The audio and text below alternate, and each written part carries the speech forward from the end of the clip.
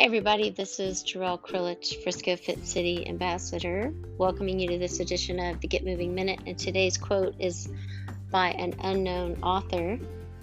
It does not matter the pace as long as you are headed in the right direction. I love this one. You be you, you do you, you go at your own pace. You'll enjoy it more if you have the freedom to go at your own pace. As long as you're headed in the right direction, who cares? Go fast, go slow. Sometimes we need to speed up, sometimes we need to slow down, sometimes we need to stand still. Just remember, baby steps, guys. Progress, not perfection, right? It doesn't matter the pace, as long as you are headed in the right direction.